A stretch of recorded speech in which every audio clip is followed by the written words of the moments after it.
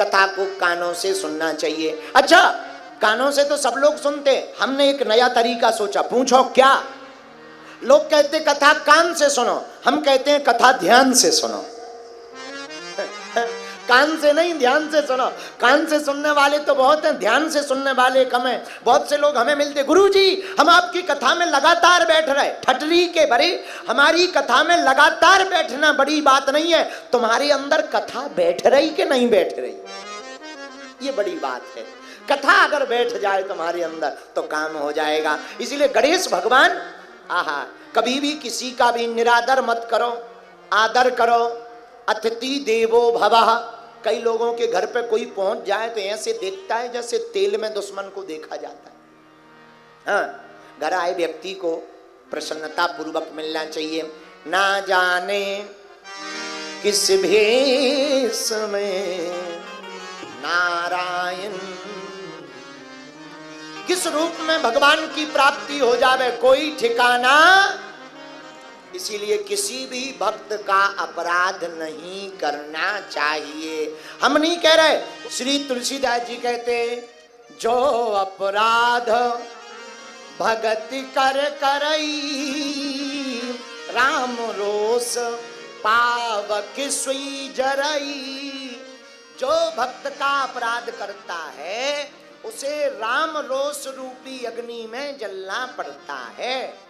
तो राजा भीम को विश्वामित्र ने गणेश महिमा में कहा, राजन तुमने गणेश जी का निरादर किया, इसलिए तुम्हारे घर पर संतान नहीं हो रही है।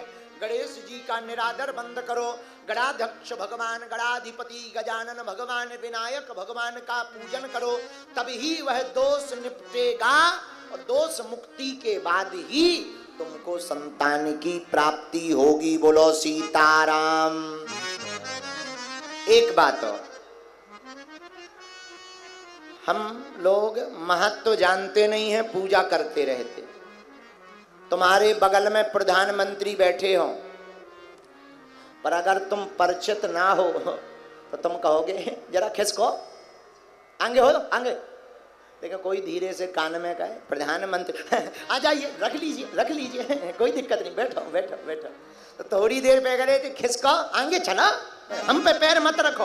पर जैसे ही पता चले कि प्रधानमंत्री ओहो काम के हैं, आ जाओ, बुरा न मानना।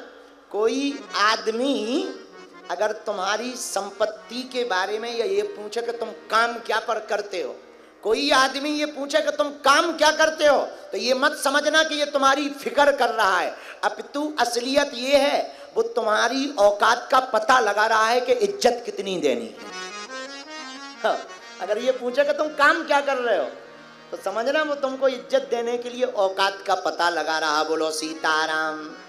इसीलिए महिमा का पता होगा तभी पूजा में मन लगेगा, और पूजा में जब ही मन लगेगा जब महिमा का पता होगा। इसीलिए गणेश भगवान की महिमा का क्या कहना, कोई गजानन कहता, कोई विनायक कहता, कोई एक दंत कहता, कोई गणपति कहता, कोई गणाध्यक्ष कहता है।